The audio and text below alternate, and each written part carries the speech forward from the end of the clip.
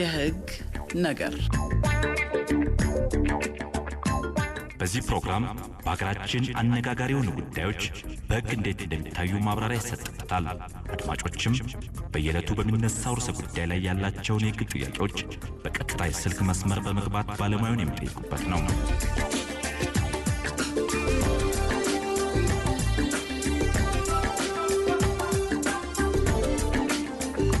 የህግ ነገር የህግ ነገር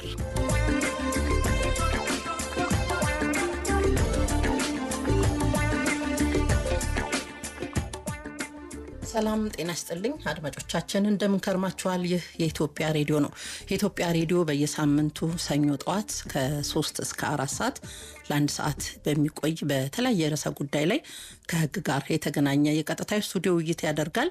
የዛሬውን አሁን እንጀምራለን። ውይይታችን እንድትከታተሉ እንጋብዛለን። በኢትዮጵያ ሬዲዮ የሚቀርበው የህግ ነገር በፍትህ ሚኒስቴር አጋርነት የሚቀርብ ነው። የዛሬው ውይይታችን ሰው በህግ ያለውን ትርጓሜ፣ መብትና ግዴታዎች እንዲሁም ሌሎች ጉዳዮች እናነሳለን። የፕሮግራሙ አዘጋጅና አቅራቢ ዙበይዳ አወል ነኝ። ቴክኒኩን ሄኖክ ተፈራ ይቆጣጠራል።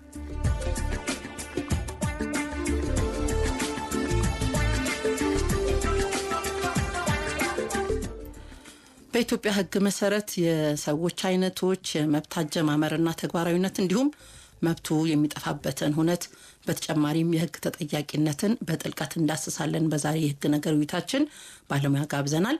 በፍትህ ሚኒስቴር በንቃተ ህግ ትምህርትና ስልጠና ዳይሬክቶሬት አቃቢ ህግ የሆኑት አቶ ፋሲል ስዩም ናቸው። ስቱዲዮ ተገኝተዋል። አቶ ፋሲል እንኳን ደህና መጡ። እንኳን ደህና ቆያች።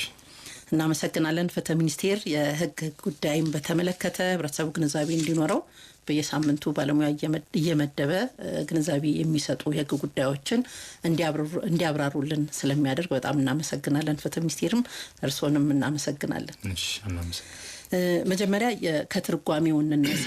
ሰዎች መብት አላቸው ስንል መጀመሪያ ሰው ማለት በህጉ ምን አይነት ትርጓሜ ተሰጥቶታል የሚለውን ብናስቀድም ይሻላል።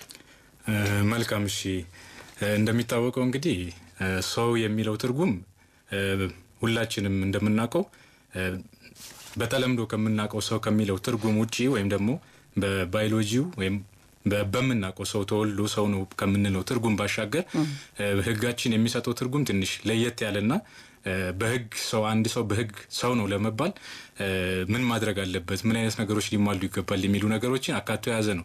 ይሄን የሆነበት ምክንያት ምንድነው? መሰረታዊ ምክንያቱ እንግዲህ ህግ በመሰረታዊነት ያስፈለገበት ምክንያት በሰዎች መካከል ያለውን ግንኙነት እንዲገዛ ታስቦ ነው። ስለዚህ ማህበረሰቡ ሲኖር ህግ ያስፈልገዋል። ያ ህግ ደግሞ የሚገዛው ሰውን ነው። ስለዚህ ሰው ማለት ምን ማለት ነው የሚለውን ደግሞ ህጉ ግዴታ ማስቀመጥና መተርጎም መቻል ይኖርበታል ማለት ነው። ስለዚህ ለዚህ መነሻ እንዲሆነን በተለያዩ ሀገራቶች ሰው ለሚለው ትርጉም ህጉ የሚሰጠው ድርጋጌ ትርጉሙ የተለያየ ቢሆንም በእኛ ሀገር ባለው ሁኔታ ግን መነሻችን የሚሆነው የፍትሐብሔር ህጋችን አንቀጽ 1 ይሆናል ማለት ነው። በዛ ላይም ሰው ለሚለው ቃል ወይም ደግሞ ሰው ለሚለው ትርጉም ሰጥቶት እናገኛለን አንቀጽ 1 ላይ። ይሄ ማለት ሰው ከተወለደበት ጊዜ ጀምሮ እስከ ሚሞትበት ጊዜ ድረስ መብት እንዳለው ይደነግጋል። ስለሆነ ባጭሩ ለመጠቅለል ያህል ሰው ምንድነው በህጉ የሚለውን ለመረዳት መብትና ግዴታን የመሸከም የህግ ችሎታ ያለው አካል ነው ለማለት እንችላለን። ስለዚህ በህግ በተፈጥሮ ከምናውቀው ሰው ትርጉም በህግ ላይ ያለው የሰው ትርጉም መብትና ግዴታ ሊሸከም የሚችል ችሎታ ያለው አንድ አካል ያንን ሰው ብለን ልንጠራው እንችላለን ማለት ነው። ከዚህ ጋር ተያይዞ ሊነሳ የሚገባው እንደምናውቀው ሰው ስንል አንድ ነው። ብዙ ልዩነቶችን አናስተናግድም። ነገር ግን ህጉ ሰውነትን ከፋፍሎት እናገኛለን። ይሄ ማለት ሰው ማለት ይለንና የተፈጥሮ ሰው ብሎ አንደኛውን መደብ ያስቀምጥልናል። ይህም በፍትሐብሔር ህጋችን ከአንቀጽ 1 ጀምሮ እስከ 393 አንቀጽ 393 ድረስ የተፈጥሮ ሰዎችን በተመለከተ ብቻ ህጉ የሚያስቀምጣቸው ድንጋጌዎችን ተመላክቷል ማለት ነው። ስለዚህ የተፈጥሮ ሰው የሚኖረው መብት ምንድነው?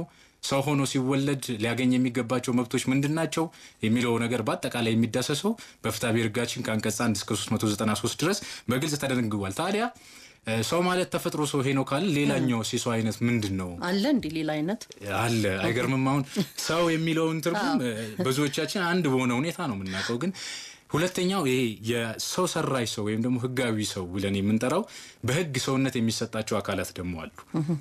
ይሄ ማለት ምን ማለት ነው? በህግ ሰውነት የሚሰጣቸው አካላት ማለት ህጉ እንደ ሰው የሚቆጥራቸው አካላት ማለት ነው። ይሄ ማለት በደምና በስጋ ሰው አይደሉም፣ እንደኛ የሚንቀሳቀሱ ላይሆኑ ይችላሉ። ነገር ግን መብትና ግዴታን የሚሸከሙ አካላት አሉ ማለት ነው። እነዚህ ለአብነት ለመጥቀስ የሚኒስተር መስሪያ ቤቶች፣ ሚኒስተር መስሪያ ቤቶች፣ የንግድ ኩባንያዎች ወይም ደግሞ ሌሎች እንደዚህ ድርጅቶች ብለን የምንጠራቸው አካላት በጠቅላላው ሰው ተብለው በህጉ በዚህ መደብ ስር ሊካተቱ ይችላሉ ማለት ነው። ስለዚህ የሰውነት ሰው የሚለው ትርጓሜ በሁለት ነው የምናየው ማለት ነው። በሁለት ነው የምናየው፣ በህጋችን በሁለት እናያለን። ስለዚህ አሁን ተፈጥሯዊው ሰው መብትና ግዴታዎች አሉት ብለናል። ያንንም የሚጠይቅበት ይሄንን መሸከም የሚችለውን ሰው ብለን ከተረጎም ነው እነዚህ ድርጅቶች፣ ተቋማት እንደ ሰው መብትና ግዴታዎች አሏቸው ብንል እንኳን በምን መልክ ልንጠይቃቸው እንችላለን? አሁን እንደ ሰው ሰውነት የተላበሱ አይደሉምና በህግ ለመጠየቅ ልክ እንደ ሰው ለመጠየቅ ትንሽ አስቸጋሪ ይመስላል። ከትርጓሜውም አንፃር በትክክል ከዚህ ጋር ተያይዞ እንግዲህ በመሰረታዊነት ሰው የሚለውን ነገር በዚህ በህግ ሰውነት የሰጣቸው አካላት ወይም ደግሞ እንግሊዘኛው ጁሪዲካል ፐርሰን ብሎ የሚጠራቸውን በመሰረታዊነት ህጉ ያስቀመጠበት ምክንያት እንግዲህ በአንድ ሀገር ውስጥ ሲኖር ድርጅቶች ይቋቋማሉ፣ የንግድ ተቋማት ይቋቋማሉ፣ መስሪያ ቤቶች ይቋቋማሉ። እነዚህ መስሪያ ቤቶች ሊገዛ የሚገባና ተጠያቂነትን ሊያሰፍን የሚገባ የንግድ ግንኙነታቸውንም ሆነ ሌሎች ግንኙነታቸውን በአንድ ላይ አስተሳስሮ መብትና ግዴታቸውን ሊያስቀምጥ የሚችል የህግ ማዕቀፍ ያስፈልጋል። እንደተባለው በሰውነት ደረጃ እነዚህን መድቦ መብትና ግዴታን መስጠት ካልተቻለ ከተጠያቂነት ነፃ የሚሆኑበትና አጠቃላይ ያለውንም ስትራክቸር ገቨርን ለማድረግና ለመግዛትም አስቸጋሪ ሊሆን ይችላል። በዋናነት ግን ይሄ በህግ ሰውነት የተሰጣቸው አካላት የሚባሉት በመሰረታዊነት ድርጅቶችን ከግለሰቦች ለመለየት ታስቦ ህጉ ያመጣው አንድምታ ነው። ወይም ደግሞ ህጉ በመሰረታዊነት ድርጅቶቹን ከሚመሯቸው አካላት ወይም ደግሞ ለምሳሌ አንድ የንግድ ድርጅት ይቋቋማል። ያ የንግድ ድርጅትን የሚመሩ ግለሰቦች አሉ። እነዛ ግለሰቦችና ወይም ደግሞ በባለቤትነት የሚያስተዳድሩ ግለሰቦች ይኖራሉ። እነዛ ግለሰቦች መካከልና ንግድ ድርጅቱ የተቋቋመበት ወይም ደግሞ ያ ድርጅት የሚቋቋምበት ኃላፊነትን ለመለየት ታስቦ በነዛ በኃላፊዎቹና በዚህ በድርጅቱ መካከል ያለውን ኃላፊነትም ሆነ ግዴታም ሆነ መብት ለመለየት ታስቦ ህጉ እነዚህን ሰዎች አርቲፊሻል ወይም ደግሞ የሰው ሰራሽ አድርጎ በህጉ ሰውነት ይሰጣቸዋል። ስለዚህ ይህን ስንል በህግ ሰውነት የሚሰጣቸው አካላት አንደኛ በህግ ሊቋቋሙ ይችላሉ። ለምሳሌ በሀገራችን በአዋጅ የሚቋቋሙ መስሪያ ቤቶች ይኖራሉ አይደል? እነዛ መስሪያ ቤቶች በተቋቋሙበት አዋጅ መሰረት ህጉ የህግ ሰውነት ሰጥቶ ያቋቁማቸዋል ማለት ነው። ከዛ ባሻገር ሲቋቋም በመቋቋማቸው ብቻ ደግሞ የህግ ሰውነትን ሊያገኙ የሚችሉ ለምሳሌ እንደ ንግድ ድርጅቶች አይነት እነዚህ አይነት ድርጅቶች በህግ ሰውነትን ያገኛሉ እንደማለት ነው። ታዲያ እነዚህ ድርጅቶች ያም ሆነ ይህ በሚቀመጥላቸው መብትና ግዴታ መሰረት ከግዴታቸውን ባይወጡ ሊጠየቁ የሚችሉት አሁንም ሰዎቹ ናቸው እኮ አይደል ያቋቋሙት። ስለዚህ ተቋሙን እንደ ሰው መቁጠሩ አሁን እዚህ ጋር እንዴት እንደተቆጠረ ነው እኔ ግራ አይገባኝ።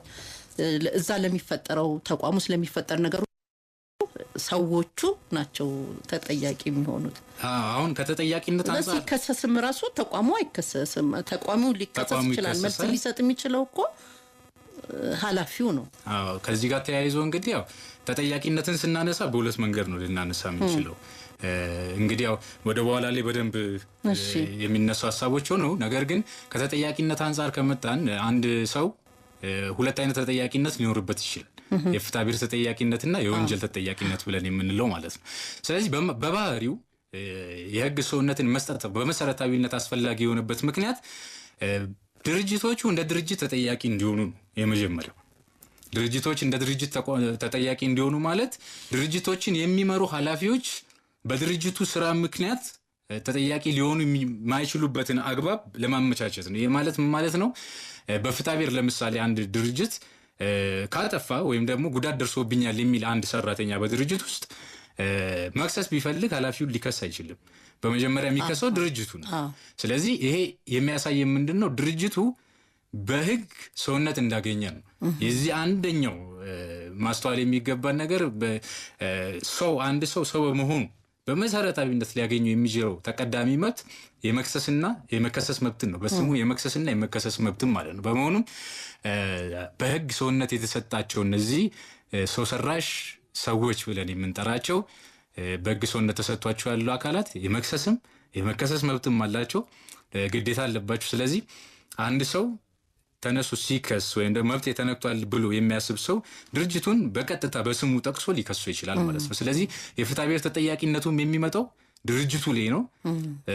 ምናልባት ኤክሰፕሽናሊ ወይም ደግሞ በልዩ ሁኔታ የተቋማቱ ኃላፊዎች ተጠያቂ የሚሆኑበት ከድርጅቱ ስራ ውጪ በሆነ ጉዳይ ከሆነ ተጠያቂ ሊሆኑበት የሚችልበት አግባብ ሊመጣ ይችላል። የወንጀል ተጠያቂነትንም በተመለከተ እንደዛ፣ የተፈጥሮ ሰዎችን በተመለከተ የአካል ነጻነት መብትን እስከ መገደብ እስከ መታሰር ነጻነትን እስከ ማጣት ሊደርስ ይችላል። የንግድ ድርጅቶችን በወንጀል ሊከሰሱ ይችላል።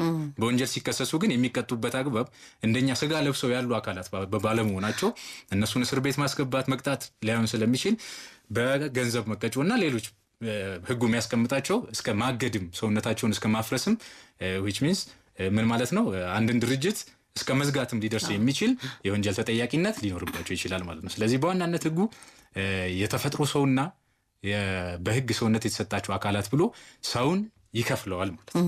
ስለዚህ አሁን ግልጽ ሆነልኝ። እኔም እውነት ነው አንድ ተቋም ላይ ለተፈጠረ ስህተት ሰራተኛው ቢከስ ስራ አስኪያጁን የሚከሰው ምናልባት ስራ አስኪያጁ በግሉ ባደረሰው ጥፋትና ሰዋዊ በሆኑ ነገሮች ሊሆን ይችላል። ተቋሙ ላደረሰበት ጥፋት ግን ተቋሙን ነው ሊከስ የሚችለው። ስለዚህ እንደ ሰው ተቋማት የሚከሰሱ መሆናቸው በህግ ተገቢ ነው ማለት አሁን ግልጽ ሆነልኝ። መጀመሪያ ተቋም ከሆነ እንደ ሰው ስጋ የለበስ አይደለም እንዴት አድርገን ልንከሰው እንችላለን የሚል አቋም ነበረኝ። በአሰራሩ በፈጠረው ስህተት ግን ሰራተኛው ሊከሰውና ተቋሙን ሊያስቀጣ ይችላል ያው እንደ አስፈላጊነቱ አይደለም።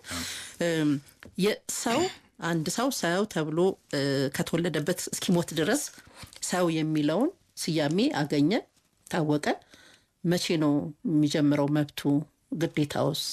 በተለይ አሁን ህፃናት ሲሆኑ መብት ብቻ ነው የሚኖራቸው አብዛኛው አይደል? ግዴታዎቻቸው በጣም ጥቂት ይሆናሉ። ከፍ ይያሉ ሲሄዱ ግዴታቸው ከፍ ይያለ ተጠያቂነቱም እያመጣ ያው እንደየእድሜ ደረጃቸው ይመስለኛል። ስለዚህ በዛ መሰረት መቼ ነው የሚጀምረው? እንግዲህ ያው ከዚህ ጋር ተያይዞ መብትና ግዴታ መጀመርን በተመለከተ አሁንም መነሻችን የሚሆነው የፍትሐ ብሔር ህጋችን አንቀጽ 1 ነው። አንቀጽ 1 ላይ በግልጽ አስቀምጦት እንደሚገኘው አንድ ሰው ከተወለደበት ጊዜ አንስቶ እስከ ሞቱ ድረስ መብቱ እንደሚጀምርና መብት እንደሚኖረው ይደነግጋል። ያው ከዚህ ጋር ተያይዞ የሚነሳው አንድ ሐሳብ ምንድነው የፍትሐ ብሔር ህጋችን እንደው ብዙ ጊዜ በተለምዶ የሚነሳ አንድ ሐሳብ አለ።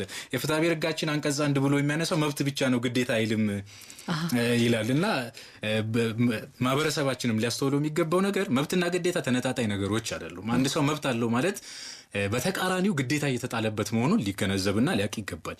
ስለዚህ አንቀጽ 1 ምንም እንኳን መብት ብሎ ድንጋጌው ላይ ቢጽፈውም አንድ ሰው መብት ሲያገኝ ግዴታ አብሮ ከዛ መብት ጋር ግዴታ አብሮ እንደሚመጣ የሚታወቅ ነገር ነው። በመሆኑ ከዚህ ድንጋጌ በመነሳት መብትና ግዴታ መቼ ይጀምራል የሚለው ማወቅ ይቻላል ማለት ነው። ስለዚህ ቅድም እንደከፈልነው የተፈጥሮ ሰዎችን በተመለከተ የተፈጥሮ ሰዎች መብት የሚጀምረው በውልደት ነው። ውልደት ምንድነው የሚለው ጉዳይ በራሱ ሊብራራ የሚገባ መሰረታዊ ጉዳይ ነው። መወለድ ምንድነው?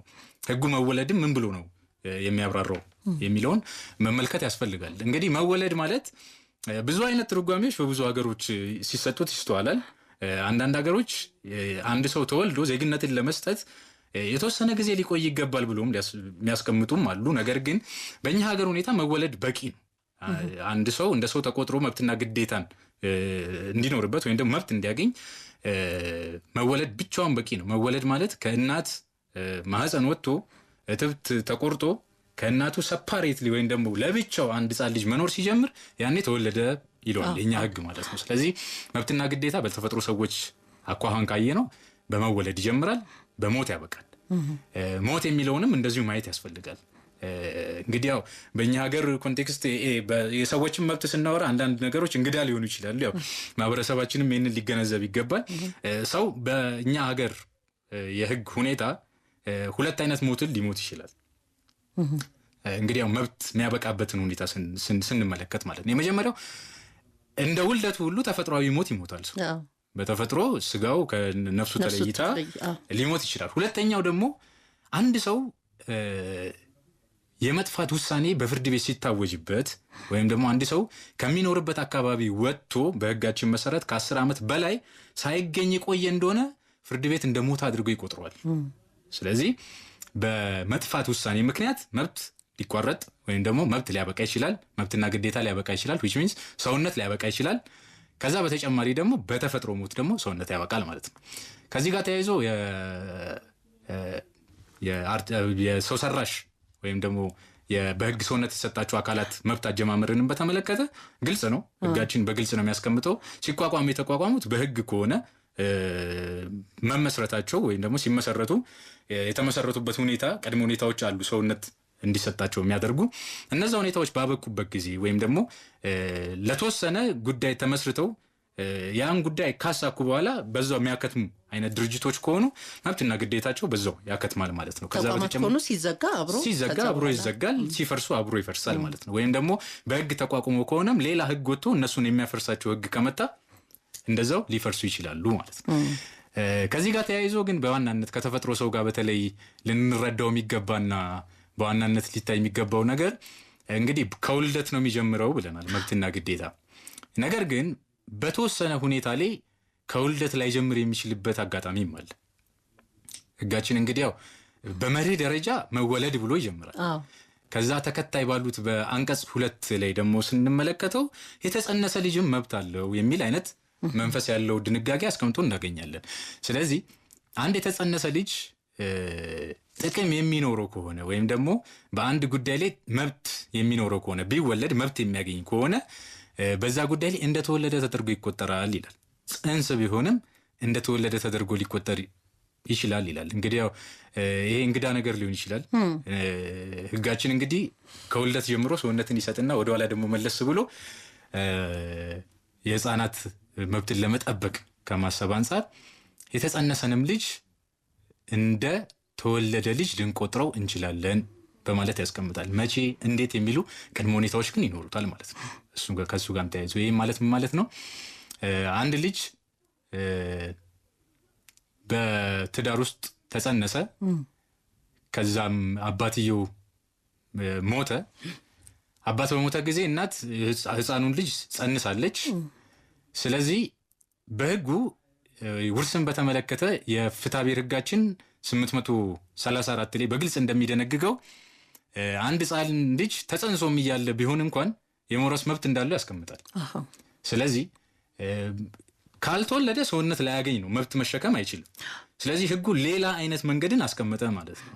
ይሄ እንግዲህ በዓለም አቀፍ ደረጃም በብዛት የህፃናት ልዩ መብት ተብሎ የሚጠበቅ ወይም ደግሞ የህፃናትን ልዩ መብት በተለየ ሁኔታ ለመጠበቅ የተለያዩ ዓለም አቀፍ የህፃናት መብት ስምምነቶችም ሀገራችን የፈረመቻቸውን ጨምሮ በተለያዩ ድንጋጌዎች ላይ የህፃናት መብት በተለያዩ መንገዶች ሊጠበቅ እንደሚገባ ያስቀምጣል። ከዚህ ጋር ተያይዞ ነው ይሄ አንቀጽ 2 የተጸነሰ ልጅ እንደተወለደ አድርገን ልንቆጥር የምንችልባቸውን ሰርከምስታንሶች ወይም ደግሞ ሁኔታዎችን አስቀምጦ እናገኘዋለን ማለት ነው። ከዚህ ጋር ተያይዞ በምንድን ነው በመሰረታዊነት ሊነሳ የሚገባው ወይም ደግሞ አንድ ህፃን ልጅ ተጸንሶ እያለ መብትን ለማግኘት ወይም ደግሞ እንደ ሰው ሊቆጠር የሚገባው ምን አይነት ቅድመ ሁኔታዎች ሲሟሉ ነው የሚለው ደግሞ በመሰረታዊነት መመለስ ያለበት ጉዳይ ነው ማለት ነው። ስለዚህ 3 ነገሮች ሊሟሉ ይገባል። አንድ የተጸነሰን ህፃን ልጅ የተጸነሰን ጽንስ እንደ ሰው ቆጥሮ መብትን ለማሸከም ወይም ደግሞ መብት አለው ብሎ ለማለት 3 መሰረታዊ ነገሮች ሊሟሉ ይገባል። ከዚህ ጋር ተያይዞ እንግዲህ ያው ስለ መብት አጀማመር ነው እያወራን ያለ ነው። ስለዚህ መብት የሚጀምርበትን ሁኔታ መወለድ ነው ካልን በኋላ ነገር ግን ህጉ በልዩ ሁኔታ የተጸነሰ ልጅ መብት እንዳለው ይደነግጋል ብለናል። ስለዚህ ከዚህ ጋር ተያይዞ አንቀጽ 4 የፍትሐብሔር ህጋችን ከዚህ ጋር ተያይዞ የሚያነሳው ጉዳይ አለ። አንድ ህፃን ልጅ ተወልዶ 48 ሰዓት ሊሞላ ይገባል የመብት ባለቤት ለመሆን ይለናል። እንግዲህ ይሄን የሚለን ተወልዶ ሰው ለመሆን 48 ሰዓት ግዴታ መጠበቅ ማለት አይደለም። ነገር ግን ከአንቀጽ 2 ጋር ወይም ደግሞ ከተጸነሰው ልጅ መብት ጋር በተገናኘ አንቀጽ 4 ሊሰራ እንደሚችልና ያንንም ታሳቢ ያደረገ ድንጋጌ ነው። ብዙ ጊዜ ያው ሲተረጎም የትርጉም መዛባቶች ይኖራሉ። ነገር ግን ሊታይ የሚገባው ግን አንቀጽ 4 የተቀመጠበት መሰረታዊ ምክንያት ለተጸነሰ ልጅ እንዴት አድርገን 48 ሰዓት መቆየት አለበት የምትለው ድንጋጌ ያንን ታሳቢ አድርጋ የመጣች ነው። ስለዚህ 3 ነገሮች ሊሟሉ ይገባል። አንደኛ የተጸነሰው ልጅ ሊወለድ ይገባል። ሰው ሆኖ ሊወለድ ይገባል መብቱን ለማግኘት ማለት ነው። ስለዚህ ቅድም ባነሳነው ምሳሌ መሰረት አባት የውርስ ንብረት ጥሎ ሄደ፣ ሞተ። እናት ልጁን ጸንሳ ነበረ። የተጸነሰው ልጅ እንደ ወራሽ የመቆጠር መብት አለው በፍትሐብሔር ሕጋችን 834 መሰረት። ስለዚህ ይህንን መብቱን የዚህ መብቱ ተጠቃሚ የአባቱን ንብረት ለመውረስ 3 መሰረታዊ ነገሮች ሊሟሉ ይገባል ማለት ነው። አንደኛ ህፃኑ በህይወት ሊወለድ ይገባል። ሁለተኛ ከህፃኑ መወለድ ባሻገር ህፃኑ በጽንስ ደረጃ ላይ እያለ የሚያገኘው ጥቅም ሊኖር ይገባል። 2 ጥቅም ማለት አባት ጥሎት የሚያልፈው ሀብት ላይ ልጁ ጥቅም አለው አይደለ? በውርስ የሚያገኘው ጥቅም አለ። እንደዛ አይነት ጥቅም ሊኖር ይገባል። በሶስተኛ ደረጃ ደግሞ ተወልዶ 48 ሰዓት ግዴታ መቆየት መቻል ይኖርበታል ማለት ነው። ይህንን ካደረገ አንድ የተጸነሰ ህፃን ልጅ መብት ይኖረዋል ማለት ነው። ምንም እንኳን ሳይወለድ አባቱ ቢያርፍም ቢሞትም የሱን ንብረት ከመውረስ ግን ሊያግደው አይችልም ማለት ነው። ስለዚህ ይህንን መሰረታዊ ድንጋጌ 3 ነገሮችን ባሟላበት ጊዜ ጽንሱ ተጸንሶ እያለ ጥቅም የሚኖረው ከሆነ 1፣ ሁለተኛ ህፃኑ ሰው ሆኖ በሙሉ ጤንነት መወለድ የሚችል ከሆነ 2፣ ተወልዶም በቂ አይደለም 48 ሰዓት ሊቆይ ይገባል ይላል ህጋችን። ስለዚህ 3ቱ ነገሮች ሲሟሉ በመሰረታዊነት አንድ የተጸነሰ ህፃን ልጅ እንደ ሰው ተቆጥሮ መብቱ ግዴታውን ሊያገኝ ይችላል ማለት ነው። መብት ሊጎናጸፍ ይችላል ማለት ነው። ከዚህ ጋር ተያይዞ አንድ በመሰረታዊነት መነሳት ያለበት ነገር ምናልባት አድማጮቻችንም ሊያስቡ የሚችሉት አንድ ጉዳይ አለ። ልጁ ቢሞትስ 48 ሰዓት ሳይሆነው ቢሞትስ ወይ ደግሞ ጽንስ እያለ ቢሞትስ የሚል ሀሳቦች ይነሳሉ። ብዙ ጊዜም ያው ፕራክቲካሊም ክርክር ላይ ወይም ደግሞ በተግባርም ክርክር ላይ ሊታዩ የሚችሉ አይነት ጉዳዮች ናቸው። እንግዲህ ጽንስ እያለ ልጁ በጽንስ ደረጃ ላይ ያለ የሚሞት ከሆነ መብት ስለሚባለው ነገር አናወራም። ምክንያቱም መጀመሪያ ጥቅም ሊኖረው ይገባል፣ ሊወለድ ይገባል። መብት ብለን ያስቀመጥናቸውን ነገሮች ውስጥ ሊገኝ ይገባል። እነዚህ መስፈርቶች ማሟላት አለ። እነዛ ነገሮች ካልተሟላ ሊሟሉ ይገባል። ካልተሟላ እንግዲህ ውርሱ ወደ እናትየው ወደ ሌላ ወራሾች ይሄዳል ማለት ነው። ካልተወለደ ማለት ነው። ግን ተወልዶስ ቢሆን 48 ሰዓት ሳይሞላው ቢሞትስ? እንግዲህ ከዚህ ጋር በተገናኘም የፍትሐብሔር ሕጋችን አንቀጽ 4 ንዑስ ቁጥር 3 ላይ በግልጽ ደንግጎት እናገኛለን። አንድ ህፃን ልጅ ተወልዶ 48 ሰዓት ሳይሞላው የሚሞት ከሆነ ቢሞት በተፈጥሮ ምክንያት ሞቶ ከሆነ ልጁ መብቱን አያገኘውም። በጽንስ ላይ ያለ ያገኘውን ወይም ደግሞ ይኖረዋል ተብሎ የታሰበውን የወራሽነት መብት ያጠዋል። ነገር ግን በሌላ ለምሳሌ አሁን በሕክምና ስህተት ምክንያት ቢሞት ልጁ 48 ሰዓት ሳይሞላው ሐኪሞች ይዘውት እየሄዱ ወድቆ ቢሞት which means ሌላ ውጫዊ በሆነ ምክንያት የሞተ እንደሆነ መብቱን ያገኛል ማለት ነው። ስለዚህ የሞተው ልጅ ተፈጥሯዊ በሆነ መንገድ ካልሞተ በተለያየ አደጋ ከተወለደ በኋላ በሚፈጠር ነገር ከሆነ ያንን መብት ያገኛል። እሱን ተክቶ እናት መውረስ ትችላለች ማለት ነው። ይሄ ጥሩ ነገር ነው። በተለይ ሰው የምንለው ሰውነትን የምንሰጠው ሰው የሚኖሩት መብትና ግዴታዎች የቱ ጋር ይጀምራሉ? በተለይ ደግሞ ጽንስ ላይ ያለ ምን አይነት መብቶች ይኖሩታል የሚለውን በደንብ ግልጽ ይሆንላቸዋል አድማጮች ብለን እናስባለን። ብዙ ጊዜ በተለይ አንዲት እናት ነፍሰ ጡር ከሆነች በኋላ እንዳልከው እንዲህ አይነት ነገር ቢፈጠር ልጁ መብት አለው፣ የወራሽነት መብት አለው። ይሄንንም ታሳቢ ያደረገ መሆኑ ትርጓሚው ማለት ነው። ጥሩ ለዜጎች ጥሩ መፍትሄ ነው ብለን እናስባለን። ካልተወለደ ልጅ አይደለም ስለዚህ መብት የለውም የሚል ክርክርም ብዙ ጊዜ ስለሚነሳ እና በቅድመ ሁኔታ እነዚህ መቀመጣቸው ጥሩ ነው። ግዴታዎቻቸው መብቶችን ተከትሎ የሚመጡ ናቸው ግዴታዎች ብለናል። ምናልባት ልጆች ላይ ምን አይነት ግዴታ እንደው አጠር አድርገን ልናየው እንችላለን? ልጆች ላይ ያሉ ግዴታዎች አሉ፣ መብቶች ነው የሚበዙት ልጆች ላይ። ብዙ ጊዜ ለምሳሌ አሁን ህግ የመተላለፍ ህግ ጥፋት ላይ መገኘት እነዚህ የመሳሰሉ ተጠያቂነት የሚያስከትሉ ለልጆች ተጠያቂነትን የሚያስከትሉ ወንጀሎች ላይ ቢገኙ የራሳቸው የእድሜ ሁኔታ ይኖራቸዋል አይደለ? ማያስጠይቃቸው እድሜ ደግሞ ምናልባት ቤተሰብ በኃላፊነት የሚጠየቅበት የነሱን ጥፋት ለጥያቄ ወይም ደግሞ ለህግ ቅጣት ባልበቁበት እድሜ የሚፈጠር ነገር ቢሆን ኃላፊነት የሚወስዱት ወላጆቻቸው ስለሆኑ ልክ ነው። ከዚህ ጋር ተያይዞ እንግዲህ በመሰረታዊነት ሊነሳ የሚገባው ይሄ በባህሪው የህፃናት መብትን በተመለከተ እንግዲህ ያው መብት በሰውነት በመወለድ ከተገኘ በኋላ ግዴታ ተከትሎ ይመጣል ብለናል። ነገር ግን እንደዚህ አይነት ጉዳዮች በመሰረታዊነት ሊነሱ የሚገባው ግዴታን ወይም ደግሞ አንድ ሰው ህጋዊ ውጤት ያለውን ነገር ማድረግ የሚችለው መች ነው የሚለውን ነገር ማሰብ ያስፈልጋል።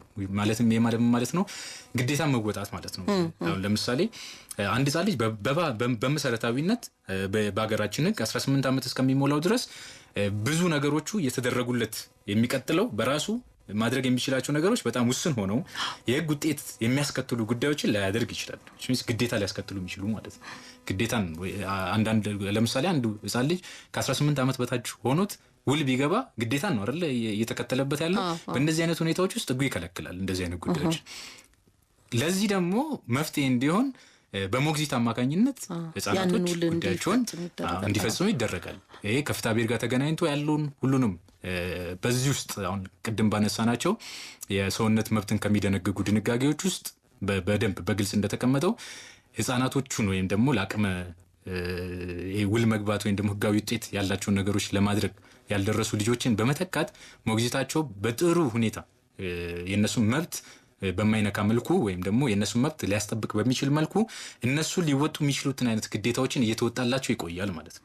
ስለዚህ ከግዴታ ጋር ተያይዞ ይሄ ነው ሊነሳ የሚገባው። ከዛ በተጨማሪ ከእድሜ ጋር ተያይዞ ባነሳሽው ጉዳይ ላይ እንግዲህ ወንጀል ህጋችንን መመልከት አስፈላጊ ነው። ህፃናትን በተመለከተ እንግዲህ ያው በመሰረታዊነት ልንረዳው የሚገባ ነገር ህጎች ሲረቀቁ በተቻለ አቅም ህፃናት የነገ የሀገር ተስፋ ናቸው የሚለውን መሰረታዊና ትልቅ ነገር በመያዝ ይረቀቃሉ ህጎች። ከዚህ ጋር ተያይዞ ብዙ የህግ ድንጋጌዎችና ማዕቀፎች የህፃናት መብትን በጠበቀ መልኩ ሲረቀቁም ሲወጡም የሚወጡት ማለት ነው። ከዚህ ጋር ተያይዞ የወንጀል ህጋችን ለምሳሌ እስከ 9 ዓመት ያላቸውን ልጆች ጥፋት አጥፍተው ቢገኙ እንኳን የወንጀል ተጠያቂነትን ላያስከትል የሚችልበትን አጋጣሚዎች ያስቀምጣል። ከዛ በተጨማሪ ደግሞ ድጋሚ ከፍለውና ከ9 እስከ 15 ከ18 ዓመት በላይ እያለ ደግሞ ያስቀምጣል። ስለዚህ ትክክለኛው ከ9 እስከ 15 ወይ እስከ 9 ዓመት ድረስ የሚሉትን ራሱ ሲያስቀምጣቸው የቅጣት መጠናቸውንም እንደዛኛው ትክክለኛው ሰው ወይም ደግሞ 18 ዓመት ኖሮት መብትና ግዴታውን አውቆ ከሚኖር ሰው ጋር እኩል አይደለም። ስለዚህ የህፃናት መብትን በተመለከተና ህፃናት የሚያደርጉትን ነገር ውጤቱን ተከትለው ያውቃሉ ተብሎ ስለማይታሰብ በፍትሐ ብሔርም እንዳልነው ሞግዚት ይሾምላቸዋል። በሞግዚት አማካኝነት ጉዳያቸውን ይፈጽማሉ። አንድ ህፃን ልጅ ንብረት የማግኘት መብት አለው። ይሄ መብቱ ነው።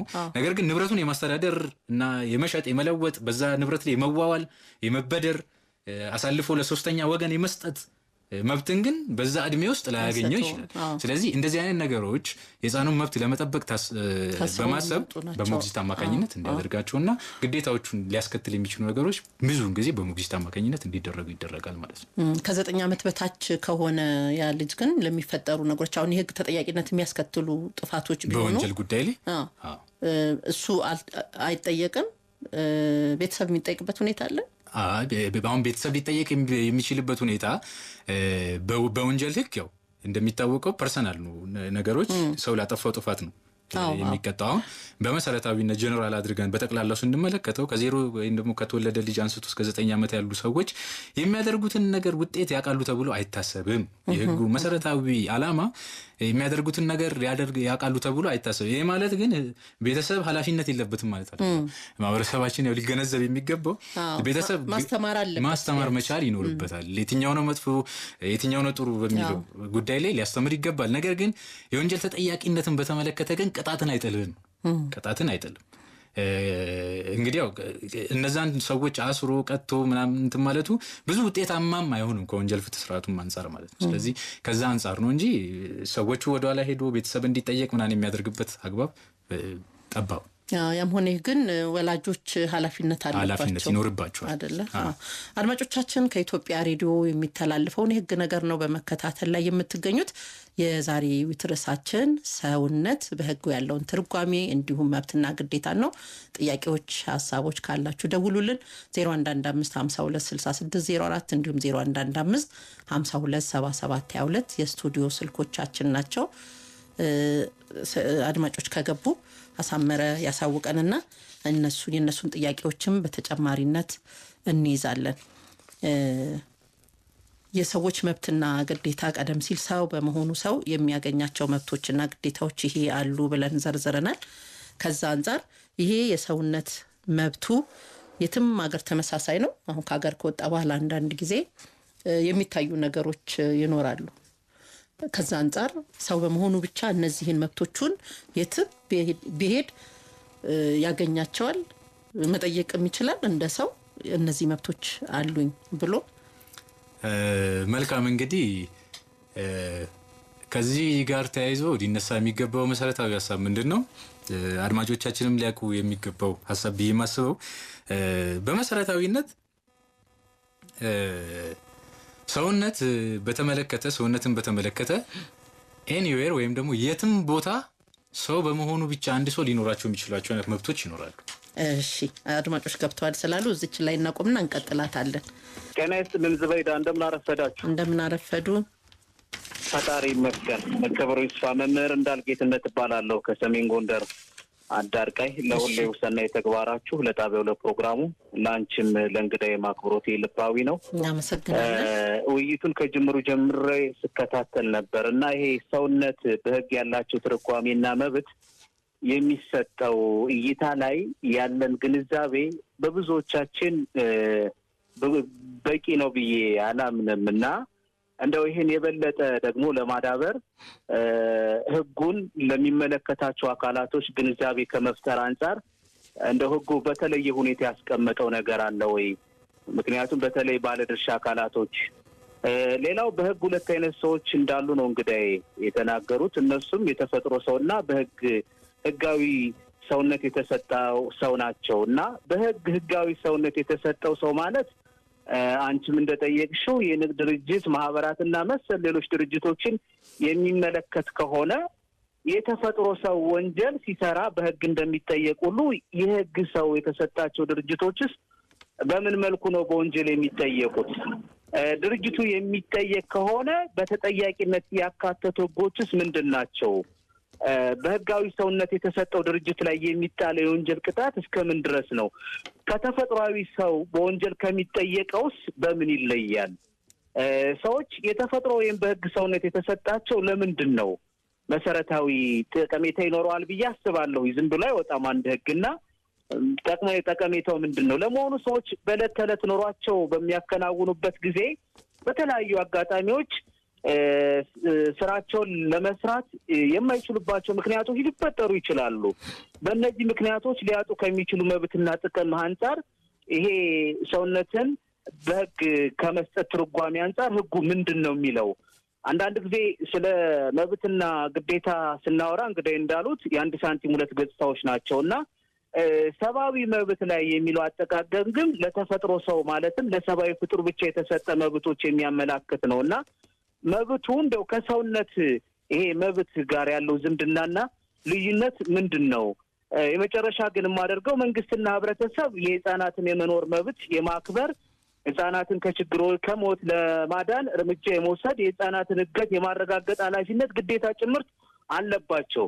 ከዛ አንፃር ደግሞ ልጆች ግዴታቸውን እንዲወጡ ደግሞ አቅምና ጉልበት ሊሆናቸው ይገባል ብዬ አስባለሁኝና ለእንደነዚህ አይነት በተለይ የህፃናትን መብት ደህንነት ከማስከበር አንፃር ይሄ ያስቀመጠው በተለየ ሁኔታ አለ ወይ? ሰው ከመሆን አንፃር ጋር ተያይዞ መብቶች እና ግዴታዎች በምን መልኩ መተግበር አለባቸው የሚል የተቀመጠ የተለየ ነገር አለ ወይ የሚለውን ለመጠየቅ ነው። ክብረት ይስጥልኝ። እሺ እናመሰግናለን መምህር እንዳልክ። ሌላ አድማጭ ሄሎ። ሰላም ናቸው። እንዴት አረፈዳችሁ? ጤና ይስጥልኝ። እንደምን አረፈዱ? ገና ዳዊት ከሀያት አዲስ አበባ። እሺ አመሰግናለሁ። በቅድሚያ ለእናንተም ላይ እንግዶችን ሚዲያውን ልባዊ ምስጋና ማቅረብ እፈልጋለሁ። እንደምናውቀው የእኛ ዜጎች በተለይም በሀገራችን ህገ መንግስት በርካታ መብቶች እንዳጎናጸፍም ይታወቃል። ከእነዚህ ዋነኛና ጥቂቶቹ የመሰብሰብ፣ የመደራጀት፣ ከቦታ ቦታ የመንቀሳቀስ፣ የመምረጥ፣ የመመረጥ፣ በህይወት የመኖርና የስራ መሰረት የማድረግ መብት ቢኖርም እኔ መብት ግን በአንድም በሌላ ሲሸራረፍ ህገ መንግስታዊ መብት ደግሞ ሲጣስም ይታያል። ይሄ ደግሞ አገር በችግር ውስጥ ባለችበት ሰዓት ላይ እና በኮማንድ ፖስት ስትተዳደር እነዚህ መብቶች በሙሉም በከፊልም የሚሸራርበት ሁኔታዎችም ይስተዋላሉ። በዚህ መሀል ደግሞ ኢሰብአዊ ድርጊቶች የሚፈጸሙበት ሁኔታዎችም አሉና ዜጎች ህገ መንግስታዊ መብቶች እንዳላቸው ቢታወቅም ይሄ መብታቸው ደግሞ ግዴታውን የተወጣ ግለሰብ ወይም ተቋም ኃላፊነቱን የሚጠበቅበት ሁኔታዎች እንዳለ ሆነው ግን እነዚህ በኮማንድ ፖስት የሚፈጸሙ ወንጀሎችን የሰብአዊ ድርጊቶችን ሁለቱን ተቃራኒ የሆኑ እሳቤዎችን አስታርቆ መሄድ እንዴት ይቻላል የሚለው በዚህ በኮማንድ ፖስት እና መብትና ግዴታዎችን አማካኝነት እንግዲህ ያላችሁ አታይና ምልከታ እንደምን ያለ ነው አንዴ ነው። በሁለተኛ ደረጃ እንደምናውቀው በሕገ መንግስታችን አንቀጽ 51 ነው መሰለኝ እንግዲህ ያርሙኛል የሰላማዊ ሰልፍ የማድረግ ዜጎች ሕገ መንግስታዊ መብት እንዳላቸው ቢታወቅም ይህ ሰላማዊ ሰልፍ የማድረግ ደግሞ ዜጎች ሕገ መንግስታዊ መብትም ግዴታም መብትም ቢሆንም ይህ መብት ግን በአንድ በሌላ ሲከለከል ይታያል። ሰላማዊ ሰልፍ የዜጎች የማድረግ መብት ቢኖራቸውም ማንም ፈቃድ የለም ማንም ከልካይ የለም የሚል ድንጋጌ እንዳለ ቢታወቅም አስፈጻሚው አካል ላይ ግን ሲከለክል ይታወቃል። አስፈጻሚው አካል ደግሞ እንደምናውቀው ይህ የመጠበቅ ዜጎችን ፕሮቴክት የማድረግ መብት ግዴታ እንዳለበት ቢታወቅም ላይ በመጣ ትዕዛዝ በሚባል ደረጃ ይህ ሰላማዊ ሰልፍ የሚከለከለበት ሁኔታዎችም አሉና እነዚህን ተቃራኒ የሆኑ እሳቤዎችን አስታርቆ እንዴት መሄድስ ይቻላል የሚለው ማብራሪያ ቢሰጥበት እላለሁ። በሶስተኛና በመጨረሻ ግን ማነሳው ጥያቄ እንደምናውቀው በርካታ መብቶችም በአንድም በሌላ በመንግስት አካባቢ ሲጣስም የሚታይበት ሁኔታዎችም አሉና መንግስትን ዜጎችን በቡድን ነው ወይስ ደግሞ በተናጠል መጠየቅ ይቻላል? ይሄ መብቴን አላስከበርክም ግዴታዬን ተወጥቻለሁ ግን መብቴ ይጠበቅ አይደለም ተብሎ በቡድን ነው ወይስ በተናጠል መጠየቅ ይቻላል የሚለው ማብራሪያ ቢሰጥበት እላለሁ። አመሰግናለሁ። እሺ ዳዊት እናመሰግናለን። እናስልኝ ዙቤዳ እንደተደረገልን ወንድም ተካ እባላለሁ ከአምቦ። እሺ ወንድም ተካ በቅድሚያ ማህበረሰቡ ንቃተ ህጉ ከፍ ብሎ ህግ እንዲኖር በህግ እንዲመራ ንቃተ ህሊናውን ለማሳደግ ኢቢሲና የፍትህ ሚኒስቴር በጋራ ሆነው የሚያደርጉትን ጥረት ላደንቅ ይገባል። በቅድሚያ እናመሰግናለን። እና እንግዲህ ህጻናትን በተመለከተ በተባበሩት መንግስታት በኩል ልዩ ድንጋጌ ወጥቷል፣ ዓለም አቀፋዊ ማለት ነው። ያንን መሰረት አድርገው ደግሞ ሀገሮች እንደየሀገራቸው ተጨባጭ ሁኔታ ህግን አውጥተዋል የህጻናትን መብት ለማስጠበቅ። አሁን ባለሙያውም ሲዘረዝሩልን አንድ ሰው የሰውነት ስታተስ ለማግኘት መወለድ አለበት 48 ዓመት 48 ቀናት ሊሞላው ይገባል ብለዋል። 48 ሰዓት ነገር ግን በጽንስ ጊዜ መብትም አለው የመውረስ መብትም አለው የሚል አስተያየት አንስተው ነበረ። እዚህ ላይ በአፈጻጸም በኩል ግልጽ እንዲሆን በእርግጥ አድማጮችም ነካክተውታል፣ ግን የበለጠ ግልጽ እንዲሆን አንድ ጥያቄ ለመጠየቅ ፈልጌ ነው። አሁን ጽንስ ሆኖ በ2 እና በ3 ወር ላይ እናትየዋ ጽንስ ሆና እያለች አባት ቢሞት ክፍፍሉ ደግሞ በዚያው በ4ኛው እና በ5ኛው በ6ኛው ወር ሊሆን ይችላል ሳይወለድ ማለት ነው። እና አሁን ይሄ ልጅ የሰውነት ስታተስ አላገኘም፣ አልተወለደም፣ 48 ቀናትም አልሞላውም። እና ጽንስ ውስጥ እያለ የሚደረገውን የውርስ ጉዳይ እንዴት ዲል ማድረግ ይቻላል? ገና ለገና ተወልዶ ሰው ይሆናል በሚል ወደ ክፍያው ይገባል፣ ወደ ውርሱ ይገባል፣ ግን አልተወለደም ተብሎ ሲተዋል። አፈጻጸሙ እዚህ ላይ ምን ይሆናል? በደንብ ግልጽ እንዲያደርጉልን ነው። አመሰግናለሁ። እሺ እናመሰግናለን ወንድም ተካ። አንድ አድማጭ እንቀበል። ሄሎ አሎ፣ ጤና ይስጥልን። አብሮ ይስጥልን። አትሙት ከባህር ዳር። እሺ መብትና ግዴታ አሁን አድማጩም እንዳለው አንድ ሰው በህይወት የመኖር መብት አለው፣ ነጻነቱንም የመግለጽ መብት አለው። ግን አሁን እንደ ሀገራችን ሲታይ ሰላማዊ ሰልፍ የመውጣት ምን ይለዋን 100 ፖዚሽን አንድ ጎል አይሆንም ይላል እና እኛ ሀገር ላይ ወሬ ነው። አሁን ሰላማዊ ማንኛውም ሰው በሰላማዊ ሰልፍ ችግሩን የማሳወቅ መብት አለው። ግን ያ ሲታይ ደግሞ እንትን አንልም። ሲቀጥል ደግሞ አንድ ሰው በህግ ከተደነገገው ውጭ ማንኛውንም ወንጀል ቅጣት አይገባውም ይላል። ግን ከዛም በላይ ደግሞ እያየን ነው በነጻነት አንዳንዴ አሁን በቃ እንደ ሀገራችን ሲባል በሰላም ውይይት በምን ይባላል። ግን አንድ ሰው ነጻነቱን በሰላማዊ መንገድ ሲገልጽ ከባድ እርምጃ ምናምን እየተወሰደበት ነው። ይሄ እንዴት ያለ ነው? አንድ ሰው ነጻነቱን ይግለጽ ሲባል ያ ሰው መብት ሲሰጠው ነጻነቱን ለመግለጽ ምን ያህል ድጋፍ ይደረግላል? መብቱስ ምን ያህል ይከበርለታል? እሺ ነው።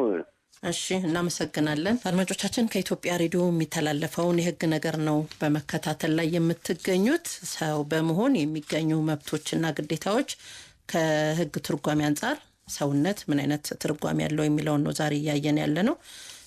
አቶ ፋሲል ስዩም በፍትህ ሚኒስቴር በንቃተ ህግ ትምህርትና ስልጠና ዳይሬክቶሬት አቃቤ ህግ ናቸው። ስቱዲዮ ተገኝተው ማብራሪያ እየሰጡን ያሉት አቶ ፋሲል የአድማጮቻችን ሀሳብ ከመቀጠላችን በፊት ቅድም የጀመርናት ሰው በመሆኑ ብቻ የትኛው ቦታ የሰውነት መብቱ ይከበራል ወይ ከሀገሩ ውጭም ቢሆን የሚለውን ሀሳብ ጀምረን ነበር። እሱን ጨርሰን ወደ አድማጮቻችን ጥያቄዎች። መልካም እንግዲህ ያው እሱ ሀሳብ ላይ ጥያቄ ላይ በግልጽ አንድ ጉዳይ ለማስቀመጥ አንድ መልስ ለማስቀመጥ እንግዲህ መብቶች በባህሪያቸው ይለያያሉ። በባህሪ ደረጃ መብቶች ሊለያዩ ይችላሉ።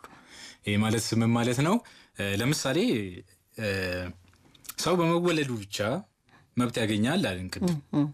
እንግዲህ አሁን እያወራን ያለ ነው በመወለድ ብቻ ሊገኝ የሚችል መብትን ነው። ምንስ ሰው በመሆን ብቻ ሊገኝ የሚችል ተፈጥሯዊ ሰው በመሆን ብቻ ሊገኝ የሚችል መብትን ነው። ስለዚህ ከዚህ ጋር ተያይዞ ሊነሱ የሚገቡ ጉዳዮች በዓለም አቀፍ ደረጃ አንድ ሰው ድንበር ተሻገረም ሄደም የትም ሀገር ገባም ላይነኩ የሚችሉ አይነት መብቶች አሉት። ላይነኩ የሚችሉ ሰው በመሆኑ ብቻ የሚከበርለት መብቶች ማለት ነው።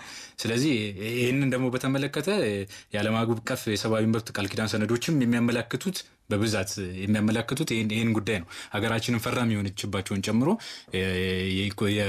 የሰብአዊ መብቶችን ወይም ደግሞ የሰው ልጆችን የሲቪል መብቶችን በተመለከተ የሚደነግጉ ድንጋጌዎችም ይህንን ነው የሚያመለክቱት ማለት ነው። ስለዚህ አንድ ሰው ድንበር ተሻገረም ሄደም እዚህ ኖረም ከአገር ውስጥም ከአገር ውጭም ሄደ ዩኒቨርሳሊ ወይም ደግሞ በዓለም ደረጃ ሰው በመሆኑ ብቻ ሊከበርለት የሚገባ መብት አለ። ለምሳሌ በህይወት የመኖር መብት አንደኛው ነው። አንድ ሰው በህይወት የመኖር መብት አለው። ነገር ግን ሊገደብበት ደግሞ የሚችልባቸው ደግሞ የተወሰነ አይነት ሰርከምስታንሶች በተለያዩ ሀገራቶች የህግ ማዕቀፍ ውስጥ ሊኖሩ ይችላሉ። እንደየሀገራቸው ሁኔታ ሊለያይ ይችላል። ለምሳሌ አሁን በወንጀል ህጋቸው ላይ በወንጀል ህግ ድንጋጌያቸው ላይ የሞት ቅጣትን እንደ አንድ ቅጣት አይነት አድርጎ የሚያስቀምጡ ሰዎች ምንም እንኳን ሰው በህይወት የመኖር መብቱ ከመወለዱ ጀምሮ ሰው በመሆኑ ብቻ የተሰጠው መብት ቢሆንም ሊያጣ የሚችልበትን አይነት ሁኔታ እንደማስቀመጥ ተደርጎ ይቆጠራል። ስለዚህ አንደኛው እሱ ነው። ሁለተኛ የሲቪል መብቶች የምንላቸው ወይም ደግሞ ልክ አሁን በሀገራችን አጣራል ላይክ እንደ አንድ ሰው ዜጋ በመሆኑ የኢትዮጵያ ዜጋ በመሆኑ ብቻ ሊያገኛቸው የሚገቡ አይነት ደግሞ መብቶች አሉ። ለምሳሌ አሁን ዜግነትን በተመለከተ ወይም ደግሞ ሌሎች ጉዳዮችን በተመለከተ አንድ ሰው በኢትዮጵያ ውስጥ ሲኖር ብቻ ሊያገኛቸው ኤክሰርሳይዝ ሊያደርጋቸው የሚገቡ አይነት መብቶች አሉ። ለምሳሌ የመምረጥና የመመረጥ መብት ዜጋ ሊሆን ይገባል፣ የሀገሪቱ ዜጋ ሊሆን ይገባል። ስለዚህ አንድ ሰው የኢትዮጵያዊ ዜግነት ሳይኖረው ሳያገኘው እዚህ ሳይኖር ምናምን ከሳምዌር ወይም ደግሞ ከሌላ ቦታ መጥቶ ሊመርጥ እንደማይችለው ሁሉ ይሄ እንደ ሀገሪቱ ኮንቴክስት ወይም ደግሞ እንደ ሀገራት ሁኔታ ሊለያይ የሚችሉ አይነት መብቶች አሉ። በመሰረታዊነት ግን እንደዚህ ከሰብአዊ መብት ድንጋጌዎች ጋር ተያይዘው ያሉ አጠቃላይ ነገሮች የመኖር ከቶርቸር ወይም ደግሞ ከመሰቃየት ከግርፋት ነፃ የመውጣት አይነት መብቶች እንደዚህ አይነት መብቶች በምንም አይነት ሁኔታ ላይነኩ የሚችሉ ወይም ደግሞ አሁን ለምሳሌ እንደ ቶርቸር ያለ መገረፍ ያለ መሰቃየት ምናምን መብት በምንም አይነት ሁኔታ ሊገደብ የማይችል መብት ተብሎ ከሚታሰቡት ውስጥ አንዱ ነው። ስለዚህ እንደዚህ አይነት መብቶች ዓለም አቀፋዊ ወይም ደግሞ ቀደም አንቺም ስታነሺው እንደነበረው አንድ ሰው ከድንበሩ ወጥቶም የትም ቦታ ቢሄድ ሊኖረው የሚችል አይነት መብቶች ናቸው። ነገር ግን አንድ ሀገር ውስጥ ብቻ ደግሞ ሲኖር ኤክሰርሳይዝ ሊያደርጋቸውና ሊሰጡት የሚገቡ ልዩ መብቶች ሊኖሩ ይችላሉ ማለት ነው። ልዩ መብቶች አሉት እንጂ ከአገር ከወጣ በኋላ ሰው በመሆኑ የሚያገኛቸው መብቶች እንዳሉ ሆኖ በተለያየ ምክንያቶች ከወንጀል ጋር በተለያዩ ምክንያቶች የዛ መንግስት ያንን ግለሰብ ተጠያቂ የሚያደርግ ከሆነ በራሱ ህግና መመሪያ ደንብ መሰረት ነው የሚጠይቀው። የዛ መንግስት ህግ መስሎ ይኖራል ማለት ነው። በዛ መልክ ሊሸረሸሩ ይችላሉ። ወደ አድማጮቻችን ሀሳብ እንሂድና መምህር እንዳልክ የመጀመሪያው ጥያቄያችን ናቸው። በተለይ ግንዛቤ ከመፍጠር አንጻር ከባለድርሻ አካላት ጋር ምን አይነት ውይይት እያደረጋችሁ ነው? አንዱ ይሄ የሬዲዮ ውይይት ባለድርሻ አካላትም ህብረተሰቡም ሰው በመሆኑ ብቻ መብቶቹ ምንድናቸው ሌሎችም የህግ ግንዛቤ እንዲያገኝ ይደረጋል። ግን በእናንተ በኩል የሚደረጉ ስራዎችን ጠይቀዋል።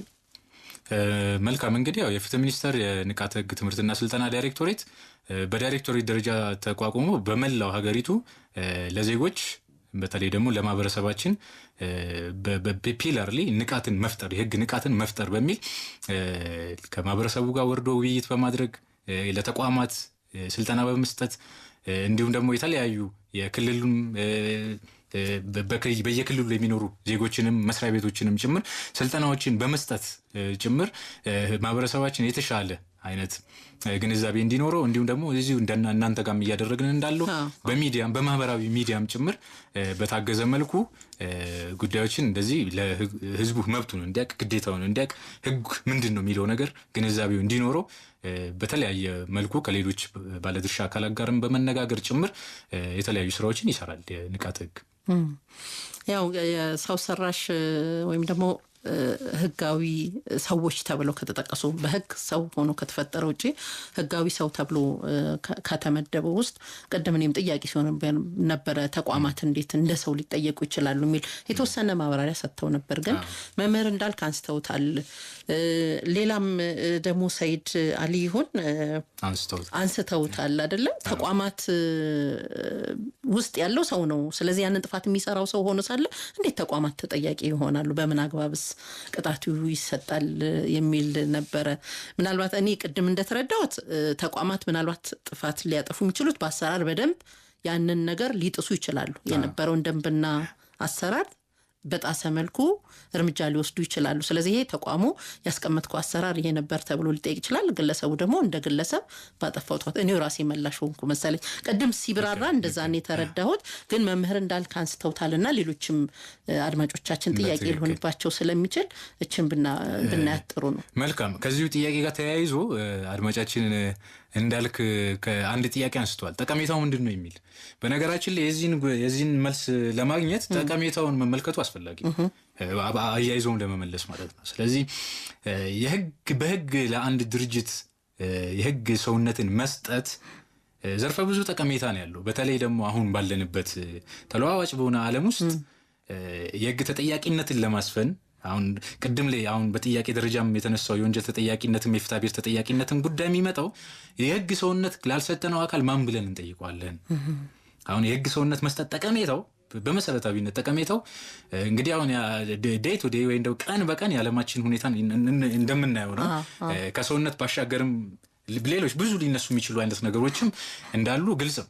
ስለዚህ ለነዚህ የህግ ማዕቀፍ ማበጀት አስፈላጊ ነው። የንግድ ድርጅቶች መቋቋማቸው አይቀሬ ነው። የንግድ ህጋችን ቆይቷል።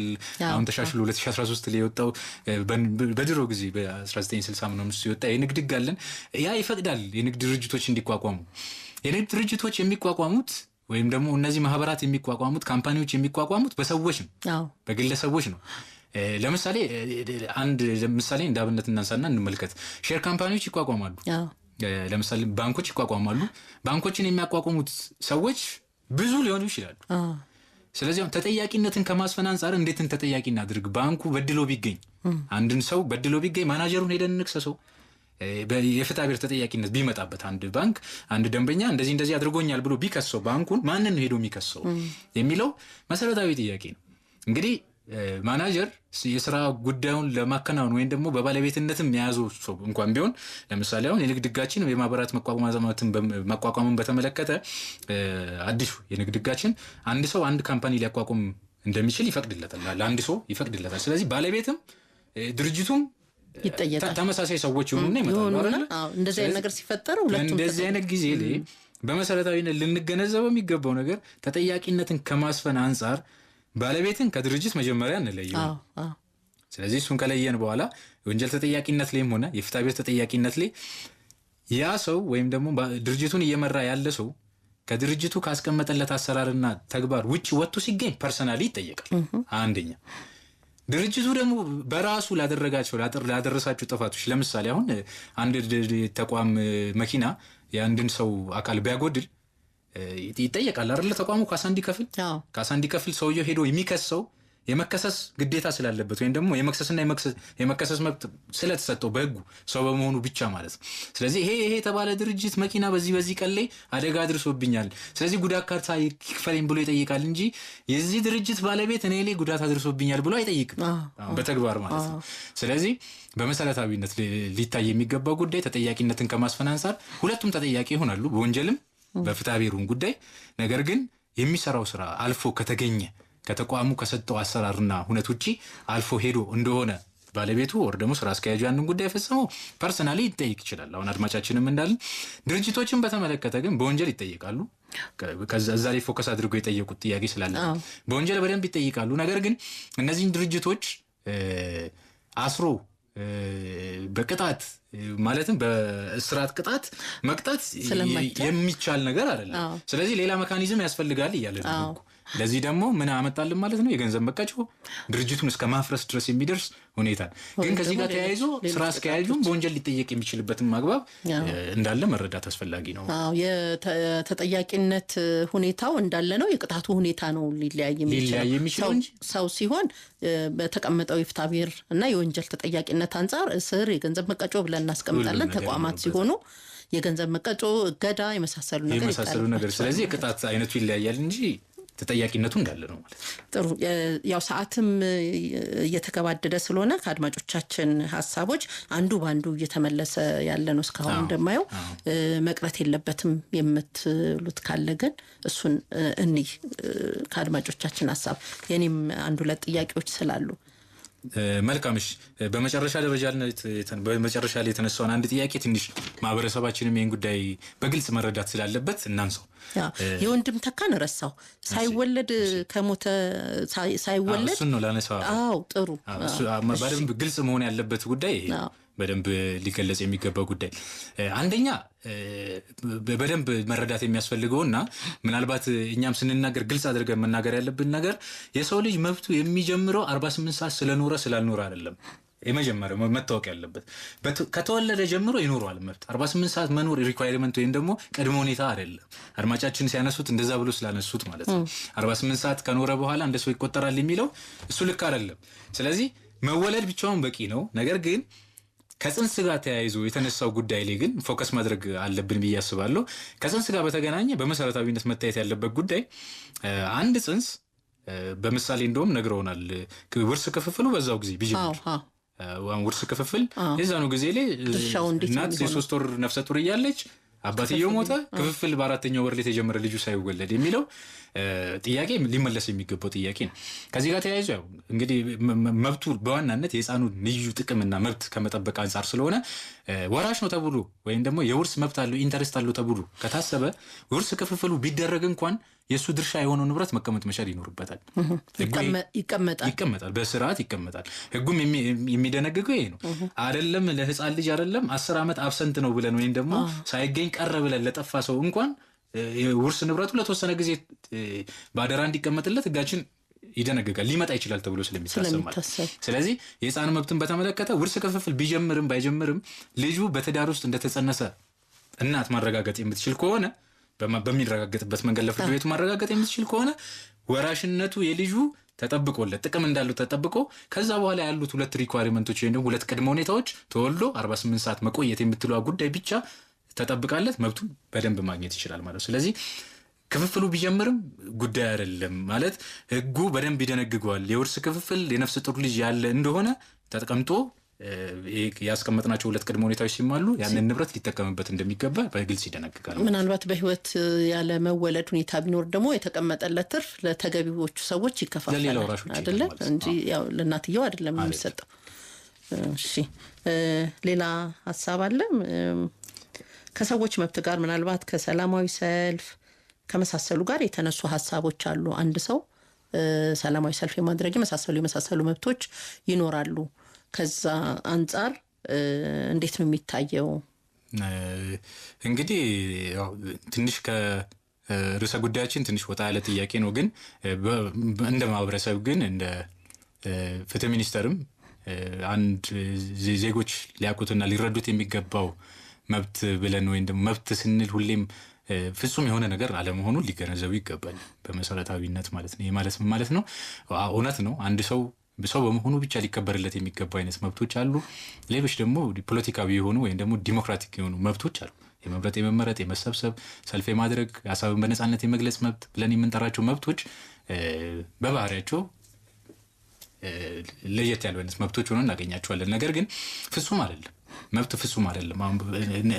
በአጠቃላይ ማህበረሰባችን ቢገነዘብ ብለን የምናስበው ነገር ፍጹም አይደለም። መብት ሁሉ ስላለ ብቻ የሚሆን ነገር ላይሆን ይችላል ሰምታይምስ ማለት ነው። ስለዚህ ፍጹም የሆነ እስከ መጨረሻው ሊከበር የሚችል አይነት መብት ላይ በተወሰኑ ሁኔታዎችን መሰረት በማድረግ ሊገደብ የሚችል መብት እንዳለ ማወቅ አስፈላጊ ነው የሚሆነው ማለት ነው። ምናልባት ከሚያስከተለው ውጤት ከመሳሰለው አንጻር ነው ከብዙ ነገሮች አንፃር የሚያስከትለው ውጤት ሊሆን ይችላል። የነገሮችንም ሁኔታ በመመልከትም ሊሆን ይችላል።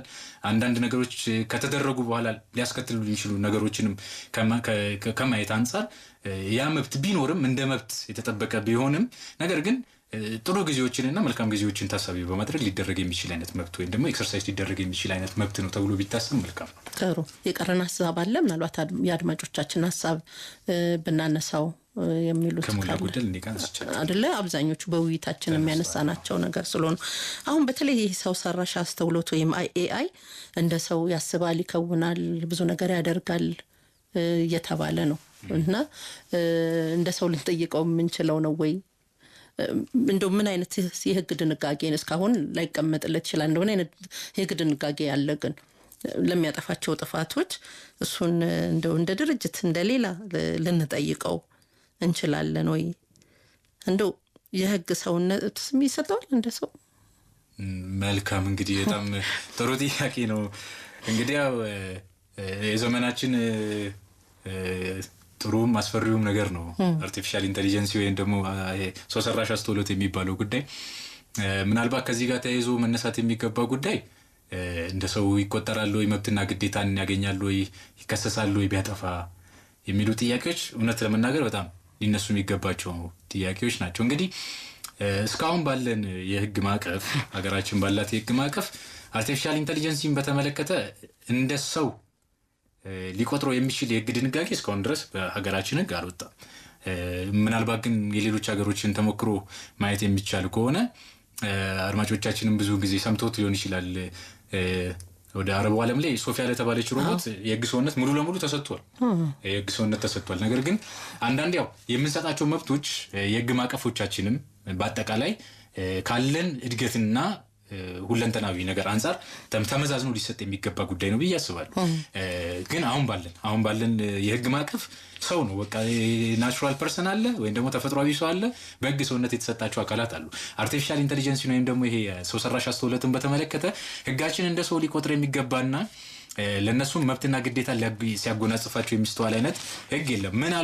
ምናልባት አሁን እየታዩ ያሉ ስፔሻሊ ይሄ በአርቲፊሻል ኢንተለጀንስ ወይም ደግሞ በሰው ሰራሽ አስተውሎቱ ዙሪያ ሀገራችን እያደረገች ያለችው ፈጣን የሆነ ፕሮግረስም የህግ ማዕቀፍ እንዲያስፈልገው ሆኖ ሊመጣ ይችላል። ምናልባትም ያስፈልገዋል ተብሎ ሊታሰብም ይችላል። ምክንያቱም ተጠያቂነት ሊመጣ ይችላል። ማንን እንጠይቃለን? አንቺ እንዳልሽው ማንን እንጠይቃለን እንላለን። ጥፋት ደርሶ ቢገኝ ማን ነው ካሳ ሊከፍል የሚገባው? በዚህ ምክንያት በአርቲፊሻል ኢንተለጀንስ ምክንያት አንድ ሰው ጉዳት ቢያስተናግድ ማንን ነው ሄዶ የሚጠይቀው የሚለው ጉዳይ በራሱ ጥያቄ ውስጥ የሚገባ ጉዳይ ነው። ስለዚህ ምናልባት ከዚህ በኋላ አሁን ሀገራችን ያለችው ሰው ሰራሽ አስተውሎቱን በተመለከተ እድገቱ እየመጣ ስለሆነ ከዚህ ጋር ተያይዞ ሊወጡ የሚችሉና ይህንንም እንደ ሰውነት ሊቆጥሩም ወይም ደግሞ ሌላ ደግሞ አዲስ የሆነ ነገርን ይዞ ሊመጡ የሚችሉ አይነት የህግ ማዕቀፎች ይኖራሉ ተብሎ ይታሰባል። እስካሁን ግን ያለን ነገር አርቲፊሻል ኢንተለጀንስ ወይም ደግሞ ሰው ሰራሽ አስተውሎትን እንደሱ የሚቆጥር የህግ ማዕቀፍ የለንም። ጥሩ። አንድ ሰው የፍትሐ ብሔርና የወንጀል ተጠያቂነቱ የሚጀምርበት ጊዜ አለ ወይ የሚለውን ማጠቃለያ እናደርገው። ምናልባት በፍትሐ ብሔር ብቻ የሚጠይቅበት ከዛ በኋላ ደግሞ በወንጀል ተጠያቂ የሚሆንበት አይነት አሰራር ካለ እሱን ማጠቃለያ እናድርግና ውይይታችንን በዚሁ እንጨርሳለን። መልካም። እንግዲህ ከዚህ በቀደምም በውይይታችን እንዳነሳ ነው ያው በባህሪው የፍትሐ ብሔር ተጠያቂነትና የወንጀል ተጠያቂነት የሚለያይ ነው። የሚፈልገውም አይነት ቅድመ ሁኔታን የሚለያይ ነው። የፍትሐ ብሔር ተጠያቂነት በውል ከውል ውጪ ወይም ደግሞ በሌሎች ጉዳዮች ሊመጣ ይችላል። ብዙውን ጊዜ በውልና ከውል ውጪ በሆኑ ኃላፊነቶች የፍትሐ ብሔር ተጠያቂነት ሊመጣ ይችላል። የወንጀል ተጠያቂነት ደግሞ አንድ ሰው አታድርግ የተባለውንና በህግ ተደንግጎ የተገኘውን ነገር ተላልፎ ሲገኝ የወንጀል ተጠያቂነት ሊኖርበት ይችላል። ከዚህ ጋር ተያይዞ የተፈጥሮ ሰዎችን በተመለከተ የፍትሐ ብሔር ተጠያቂነትና የወንጀል ተጠያቂነት አንደኛ ቅድም እንዳነሳ ነው ማንኛውም ሰው በሞግዚትም የተዳደር ንብረቱ ህፃን ልጅም ሆኖ ማለት ነው ወይም ደግሞ ሌሎች ሰዎችም ይሁኑ እስከሚሞቱ ድረስ የሚያደርጓቸው የትኛውም አይነት የመብትና የግዴታ መገባባት ወይም ደግሞ ከሰዎች ጋር የሚገባቸው ግዴታዎች ኃላፊነት የሚያስከትሉ ናቸው። ለምሳሌ የውል ህጋችን በግልጽ ያስቀምጣል። አንድ ውል በተዋዋይ ወገኖች መካከል ሲደረግ በሁለቱ ተዋዋይ ወገኖች መካከል እንደ ህግ ተደርጎ ይቆጠራል ነው የሚለን። ስለዚህ እንደ ህግ ተደርጎ ይቆጠራል ማለት ይህንን ውል ያፈረሰ ሰው ኃላፊነት አለበት እያለ ነው አይደለ? ስለዚህ የፍትሐ ብሔር ተጠያቂነትን በተመለከተ አንድ ሰው ግዴታ በገባበት ወይም ደግሞ ከግዴታ ውጪ ወይም ደግሞ ከውል ውጪ በሆኑ ነገሮችም ኃላፊነት ሊመጣበት ይችላል ማለት ነው። ስለዚህ ፍትሐ ብሔር ተጠያቂነትን በተመለከተ ሊኖርበት ይችላል በየትኛውም ሁኔታ ላይ ቢሆን ማለት ነው። ወንጀል ተጠያቂነት በተመለከተ ያው እንደምናውቀው ትንሽ ስትሪክት ነው ወይም ደግሞ ጠንከር ያለ ነው የወንጀል ህግ ከፍትሐ ብሔር ህግ አንፃር ማለት ነው። ምክንያቱም ያው ነፃነትን የሚያሳጣ እስራትን የሚያስከትል አይነት ነገር ስላለው ወንጀል ጉዳይን በተመለከተ ትንሽ ስትሪክት ነው። ከሱ ጋርም ተያይዞም ቅድም እንዳነሳ ነው አንድ ኢንስቲትዩሽን ወይም ደግሞ አንድ ድርጅት በህግ የተቋቋመ ድርጅት የህግ ሰውነት የተሰጠው ድርጅት ከተቋቋመበት ጊዜ አንስቶ ግልጋሎት እየሰጠበት ወይም ደግሞ በህግ ግዴታዎችን መብቶችን ኤክሰርሳይዝ ወይም ደግሞ እያንቀሳቀሰ ባለበት ሁኔታዎች ላይ አጠቃላይ ድርጊቶችን እየፈጸመ ባለበትና እስከሚፈርስበት ጊዜ ድረስ የወንጀል ተጠያቂነትም የፍትሐ ብሔር ተጠያቂነትም ይኖርበታል ማለት ነው። የሰው ልጅም እንደዛው ውልደቱ አንስቶ እስከ ሞቱ ድረስ የመብትም የግዴታም ባለቤት ይሆናል። ነገር ግን ግዴታን በተመለከተ ቅድም ያነሳናቸው ከፍትሐ ብሔር ጋር ተገናኝቶ እስከ ተወሰነ እድሜ ደረጃ ድረስ በሞግዚቶቹ አማካኝነት ተጠያቂነትም ሲመጣ በፍትሐ ብሔር ተጠያቂነት እነዛ ሰዎች ህፃኑን በመወከል ሊከራከሩ ፍርድ ቤት ሊቆሙ ይችላሉ። ይሄ ከፍትሐ ብሔር ተጠያቂነት አንፃር። የወንጀል ተጠያቂነት አንፃር ደግሞ ማንኛውም ሰው ተጠያቂነት ሊመጣበት ይችላል፣ ቅጣት ሊወሰንበት ይችላል። ነገር ግን የቅጣት መጠንን በተመለከተ እንደ እድሜ ክልላቸው ደረጃ ህጋችን ለያይቶ ያስቀምጣል። ይህም የሆነበት መሰረታዊ ምክንያት ሰው ቢሆንም በየደረጃው ግን ያለው የማገናዘብ የእድገት ደረጃን ታሳቢ ባደረገ መልኩ በእንዲህ አይነት ሁኔታ የወንጀል ህጋችንም የፍትሐ ብሔር ህጋችንም ለሁለቱም የሰው አይነቶች ተጠያቂነትን ያስቀምጣል ማለት ነው። አመሰግናለሁ። የቀረ ሀሳብ ይኖራል አድማጮቻችን ቢያውቁት የሚሉት ካለ እንጂ እኔ ጨርሻለሁ። እኔ ጋር ምንም ያለ ነገር የለም። በአጠቃላይ ያለው ውይይታችን ይሄ ነው። በመሰረታዊነት ግን እዚህ ጉዳይ ላይ በደንብ ማብራሪያ የተወሰነ ግንዛቤ ያስቻልን ይመስለኛል። እንግዲህ ከዚህ ባለፍ እንግዲህ በሚኖርን ቀጣይ ፕሮግራሞችም ከዚህ ጋር የተገናኙ አንዳንድ ነጥቦችን እናነሳለን ብዬ አስባለሁ። አመሰግናለሁ። በፍትህ ሚኒስቴር በንቃተ ህግ ትምህርትና ስልጠና ዳይሬክቶሬት አቃቤ ህግ አቶ ፋሲል ስዩም ናቸው ስቱዲዮ ተገኝተው ማብራሪያ የሰጡን። የዘወትር ትብብራችሁ አይለየን እንላለን። በህግ ሰው የሚለው ጽንሰ ሀሳብ የአንድን አካል ባዮሎጂያዊ ተፈጥሮ ብቻ ሳይሆን በህግ ፊት መብት የማግኘትና ግዴታን የመሸከም ብቃትን የሚገልጽ ነው። በዓለም አቀፍ የሲቪልና ፖለቲካ መብቶች ቃል ኪዳን አንቀጽ 16 ላይ ማንኛውም ሰው በየትኛውም ስፍራ በህግ ፊት እንደ ሰው የመታወቅ መብት አለው በማለት ይደነግጋል። የኢትዮጵያ የሰዎች ህግ በሁለት ዋና ዘርፎች ይከፈላል። ተፈጥሯዊ ሰዎችና ህጋዊ ሰዎች ነው። ይህም የህግ ስርዓቱ ለግለሰቦች ብቻ ሳይሆን ለተቋማዊ ግንኙነቶችም እውቅና መስጠቱን ያሳያል። በተለይም ህጉ ከውልደት በፊት ያለን ጽንስ መብት ከዓለም አቀፍ የህፃናት መብቶች ስምምነት መንፈስ ጋር በማጣጣም የህፃናት በጎ ጥቅም በሚጠበቅበት ጊዜ ሁሉ ጽንሱ እንደተወለደ እንዲቆጠር ማድረጉ ህጉ ከዓለም አቀፍ ህጎች ጋር ጭምር ተናባቢ እንዲሆን ያደርገዋል። ህጋዊ መብትና ግዴታ የሚጀምረው በኢትዮጵያ ፍትሐ ብሔር አንቀጽ 1 መሰረት የሰው ልጅ ከተወለደበት ቀን ጀምሮ እስከሚሞትበት ቀን ድረስ የመብትና ግዴታ ባለቤት ነው በማለት ይደነግጋል። የዛሬው ውይይታችንን በዚሁ ያጠናቀናል። ፕሮግራሙን አዘጋጅቼ ያቀረብኩላችሁ ዙባይዳ ወል ነኝ። ቴክኒኩን አታሉ ምህረትና ሄኖክ ተፈራ ሲቆጣጠሩ ነበር። ሳምንት በሌላ ርዕሰ ጉዳይ እንገናኛለን። ሰላም ቆዩን።